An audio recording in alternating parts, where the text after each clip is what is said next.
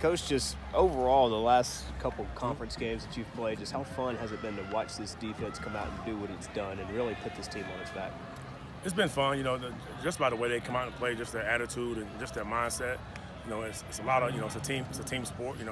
I really believe in those games. Our offense gave us a great opportunity for us, staying on the field, giving us time to make adjustments, and all those things come into factor. But it's been cool watching those guys, be successful out there. What's going to be the key to keeping that up with Old Dominion and the different challenges they bring? Really, it just comes down to focus on your everyday work, your everyday meetings, everything that you're doing in practice, and flushing last week and moving on, and understanding that every week's a new challenge. Every day's a new challenge. So we believe that, we can come out and work every single day at practice, and when we get to the game, just let it loose. The 4 interceptions, that's not, this team hadn't had a pick, in the other games. Just how much does watching that happen and to get 4 of them just sort of change the overall approach with this team, or just the intensity that they can bring? But to be honest with you, it really shouldn't change, because we was trying our best the first 3 games. Right. And, we was practicing it, talking about it, preaching it as coaching staff, as a whole team.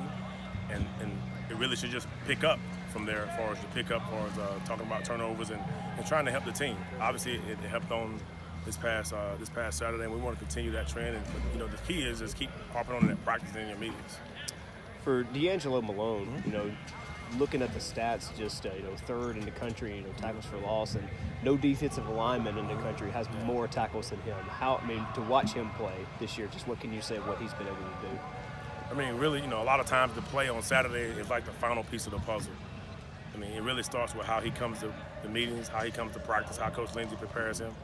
To me, that's been the best part about, watching how when any player really successful, when you really watch a player do all the work before Saturday, then it comes out on Saturdays as a production, that's when it's really fun. When you know what he's capable of, and you've seen these past 4 games, are offenses doing anything to try? Maybe it's like bringing tight end over, or line up, or just different alignments to try and really attack him. What are you seeing teams doing with him? There's a lot of different options to try to control the defensive end or any type of player on any side of the football. Definitely some smart coaches out there, some smart coordinators and O-line coaches and tight ends coaches and running back coaches who understand how to, slow down the defensive end. And that's our job, is to combat all that stuff and make sure that he's in a good opportunity to make plays. And also, by him making plays, also frees up for other guys. I think that's the most important part about our defense. We really preach team defense from day one. We're one.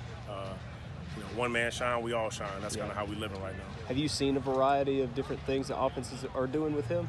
Absolutely. Like I said, we see some really smart coordinators, and those guys try their best to contain the guy, but his effort sometimes just outmatches a scheme or a plan. And it really comes down to your effort as a defensive player and your motor. And that's where a lot of those tackles have been made, running things down, chasing things down, and there's no scheme for that stuff.